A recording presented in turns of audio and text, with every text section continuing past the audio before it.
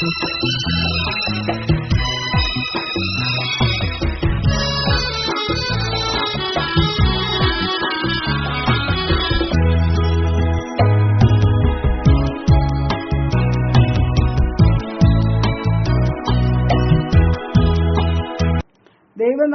മഹത്വപ്പെടുമാറാകട്ടെ. കർത്താവായ യേശുക്രിസ്തുവിന്റെ നാമത്തിൽ എൻ്റെ എല്ലാ പ്രിയപ്പെട്ട സഹോദരിമാർക്ക് ശാലം. ധൈര്യമായിരിക്കുക എന്നാണ് ഇന്നത്തെ നമ്മുടെ ചിന്താവിഷയം. ജീവിത വിജയത്തിന് വളരെ ആവശ്യമാണ് ധൈര്യം. ജീവിതം ഒരു സമരവും ജീവിക്കുന്ന നമ്മൾ പടയാളികളുമാണ്. ധൈര്യമില്ലാത്ത ഒരു പടയാളി തോറ്റത് തന്നെ. അധൈര്യപ്പെടുത്തുന്ന പലതും നമുക്ക് ചുറ്റുമുണ്ട്. നേരിടേണ്ട പ്രശ്നങ്ങൾ നമ്മുടെ കഴിവിലപ്പുറം. ജീവിത വിജയത്തിന് ആവശ്യമായ പലതും നമുക്കില്ല. അപ്രതീക്ഷിതങ്ങളായ പലതും സംഭവിക്കുന്നു. ഇതൊക്കെയും നമ്മിൽ നിരാശയും അധൈര്യവും വളർത്തുന്നു. ഈ ചുറ്റുപാടിൽ ധൈര്യമായിരിക്കുക എന്ന് നമ്മോട് പറയുന്നവർ പലരുമുണ്ടാകും. പക്ഷേ ധൈര്യം ആവശ്യമുള്ളവരായിരിക്കും അവരെല്ലാവരും. ധൈര്യമില്ലാത്തവർ നമ്മെ എങ്ങനെ ധൈര്യപ്പെടുത്തും? ലോകം കണ്ടിട്ടുള്ളവരിൽ ഏറ്റവും ധീരനായവൻ ഇതാ നമ്മോട് പറയുന്നു, ധൈര്യമായിരിക്കുക എന്ന്. നമ്മിൽ ധൈര്യം പകരാൻ കഴിവുള്ളവനാണ് അവൻ. യേശു കർത്താവ് തന്റെ സ്വന്തം പട്ടണമായ കഫർന്നഹൂമിൽ ഉപദേശിക്കുമ്പോൾ 4 ഒരു പക്ഷപാതക്കാരനെ ചുമന്ന് അവന്റെ അടുക്കൽ കൊണ്ടുവന്നു. പുരുഷാര നിമിത്തം അവനോട് സമീപിച്ചുകൂടായികയാൽ അവൻ ഇരുന്ന സ്ഥലത്തിന്റെ മേൽപ്പുര പൊളിച്ച് തുറന്നു. ഒരു പക്ഷപാതക്കാരനോടാണ് കർത്താവ് പറയുന്നത് ധൈര്യമായിരിക്കുക എന്ന്. വർഷങ്ങളായി കിടക്കയിൽ കിടക്കുന്നവനാണ് അവൻ.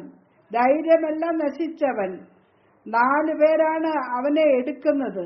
അതുകൊണ്ട് അവനൊരു വലിയ മനുഷ്യനായിരിക്കാം. പക്ഷെ എന്ത് ഫലം? ആ വലിയ ശരീരത്തിന് നിഷ്പ്രയോജനം. എന്നാൽ അവനെ യേശുവിന്റെ അടുക്കൽ കൊണ്ടുവന്നു. യേശു അവരുടെ വിശ്വാസം കണ്ടു. തന്റെ അടുക്കൽ വരുന്നവർക്ക് വിശ്വാസമുണ്ടോ എന്ന് കർത്താവ് നോക്കും. ഉണ്ടെങ്കിൽ അവൻ അത് കാണും. തീരെ കഴിവറ്റവനും യേശുവിനെ വിശ്വസിക്കാൻ കഴിയും. മകനെ ധൈര്യമായിരിക്ക, യേശു പറഞ്ഞു. മകനെ എന്ന സ്നേഹശബ്ദം കേട്ടപ്പോൾ തന്നെ അവന്റെ അധൈര്യമെല്ലാം നീങ്ങിക്കാണും. നിരാശ പോയിരിക്കും.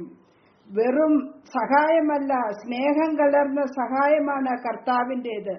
സഹതാപവും സഹായവും ഒന്നിച്ച് കിട്ടുന്ന മറ്റൊരു സ്ഥാനമില്ല. മകനെ ധൈര്യമായിരിക്ക, നിന്റെ പാപങ്ങൾ മോചിച്ചു തന്നിരിക്കുന്നു. പാപമോചനത്തിനാണോ അവൻ ചെന്നത്? അല്ല, പക്ഷപാതം മാറാനാണ്. എന്നാൽ കർത്താവ് പറഞ്ഞു, മകനെ, പക്ഷപാതത്തിലും വലിയൊരു വാദമുണ്ട്, പാപവാദം. അതാണ് ആദ്യം മാറ്റേണ്ടത്. അത് മാറ്റാനാണ് ഞാൻ വന്നത്. എന്നെക്കൊണ്ടേ അത് മാറ്റുവാൻ സാധിക്കുകയുള്ളൂ. ഞാൻ നിന്റെ പാപങ്ങൾ മോചിച്ചിരിക്കുന്നു. ഞാൻ മോചിച്ചാൽ ഏത് പാപവും മോചിക്കപ്പെടും. ധൈര്യമായിരിക്കാം. പിന്നെ അവൻ പറഞ്ഞു, എഴുന്നേറ്റ് കിടക്കയെടുത്ത് വീട്ടിൽ പോകാം.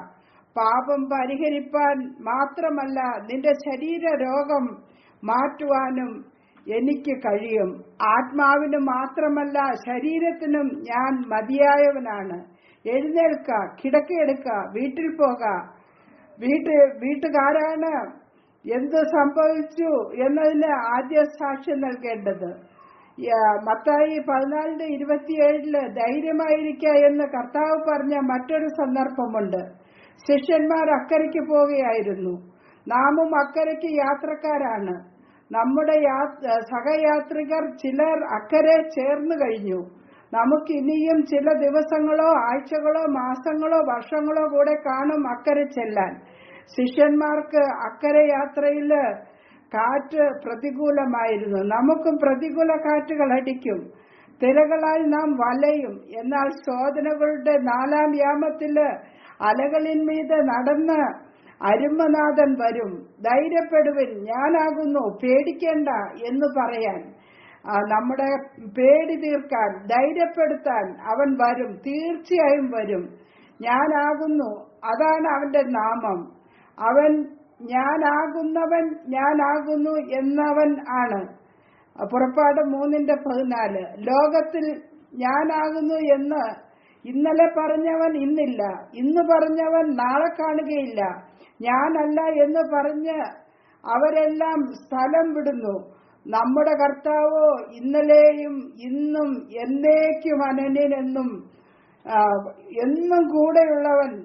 അവിടുന്ന് പറയുന്നു ഞാനാകുന്നു എന്ന്. നമുക്ക് ധൈര്യമായിരിക്കാം സഹോദരിമാരെ. ഞാൻ ആകുന്നു എന്ന് കേട്ടതും നീയാകുന്നുവെങ്കിൽ എനിക്ക് വെള്ളത്തിന്മേത് നിന്റെ അടുക്കൽ വരണം. അതാണ് പത്രോസിന്റെ ആഗ്രഹം. അവനോട് വരിക എന്ന് കർത്താവ് പറഞ്ഞു. പിന്നെ പത്രോസ് കാത്തുനിന്നില്ല, വെള്ളത്തിൽ ചാടി. തിരകളിന്മേൽ നടന്നു വരിക എന്നവൻ വിളിച്ചാൽ ഉടനെ പുറപ്പെടുന്ന എടുത്തുചാട്ടക്കാരൻ നിരാശപ്പെടേണ്ടി വരികയില്ല. അവരുടെ പാദങ്ങള് തിരകൾക്കുമേൽ നിൽക്കുക തന്നെ ചെയ്യും. പക്ഷെ പത്രോസിന്റെ നോട്ടം അല്പം പതറി. കർത്താവിനെ നോക്കേണ്ടവൻ തിരകളെ നോക്കി ഉടനെ താഴാൻ തുടങ്ങി. എങ്കിലും വരിക എന്ന് വിളിച്ചിറക്കിയവൻ കൈവിട്ടില്ല. ഒന്നും മുങ്ങിക്കൊള്ളട്ടെ എന്ന് വിചാരിച്ചില്ല. കൈനീട്ടി പിടിച്ചു. സ്നേഹത്തോടെ ആ കരങ്ങൾ നിന്നെയും താങ്ങും. അതുകൊണ്ട് പ്രിയ സഹോദരിമാരെ, നമുക്ക് ധൈര്യമായിരിക്കാം. തന്റെ അന്ത്യദിവസങ്ങൾ അടുത്തു. അപ്പോഴും കർത്താവ് പറഞ്ഞു, ലോകത്തിൽ നിങ്ങൾക്ക് കഷ്ടമുണ്ട്, എങ്കിലും ധൈര്യപ്പെടുവിൻ, ഞാൻ ലോകത്തെ ജയിച്ചിരിക്കുന്നു. യോഹന്നാൻ 16:33. കഷ്ടമില്ലെങ്കിൽ ധൈര്യമായിരിക്കാൻ ലോകജനങ്ങൾ ശ്രമിക്കും. അവർക്ക് കഷ്ടതയും ധൈര്യവും ഒരുമിച്ച് പോകുന്നതല്ല. എന്നാൽ ദൈവമക്കൾ തങ്ങൾക്ക് ലോകത്തിൽ കഷ്ടമുണ്ടെന്ന് അറിഞ്ഞ് കഷ്ടം അനുഭവിച്ച് ധൈര്യമായിരിക്കുന്നു. എന്തുകൊണ്ട്? കർത്താവ് ലോകത്തെ ജയിച്ചിരിക്കുന്നത് കൊണ്ട്. ഞാൻ ലോകത്തെ ജയിച്ചിരിക്കുന്നു എന്ന് കർത്താവ് പറഞ്ഞു. തന്റെ ക്രൂശ് മരണത്തിന് തലേ ദിവസമാണ്. ക്രൂസിൽ തല ചായ്ക്കാൻ പോകുകയാണ് നാളെയെന്ന് വ്യക്തമായി നമ്മുടെ കർത്താവ് അറിഞ്ഞിരുന്നു. അത് ആ നസ്രയന്റെ തോൽവിയായി ലോകം കാണുവാൻ പോകുകയാണ്. അവൻ തോറ്റെന്ന് അവർ തീരുമാനിക്കും. പക്ഷേ മരണത്താൽ മരണത്തെ അവൻ ജയിക്കും. അവനെ അടക്കുന്ന കല്ലറവാതിലിൽ മായാത്ത വർണ്ണത്തിൽ എഴുതിവെക്കും, അവൻ ഇവിടെ ഇല്ല എന്നും. ക്രൂസിനപ്പുറത്തെ വിജയം കണ്ടുകൊണ്ട് കർത്താവ് പറഞ്ഞു, ധൈര്യപ്പെടുവിൻ, ഞാൻ ലോകത്തെ ജയിച്ചിരിക്കുന്നു. പ്രിയ സഹോദരിമാരെ, ധൈര്യമായിരിക്ക. നീ അധൈര്യപ്പെടേണ്ട കാര്യമൊന്നുമില്ല. ലോകത്തെ ജയിച്ച കർത്താവിലാണ് നമ്മൾ വിശ്വസിക്കുന്നത്. അതുകൊണ്ട് നമുക്ക് ധൈര്യമായിരിക്കാം. ദൈവനാമം മഹത്വപ്പെടുമാറാകട്ടെ.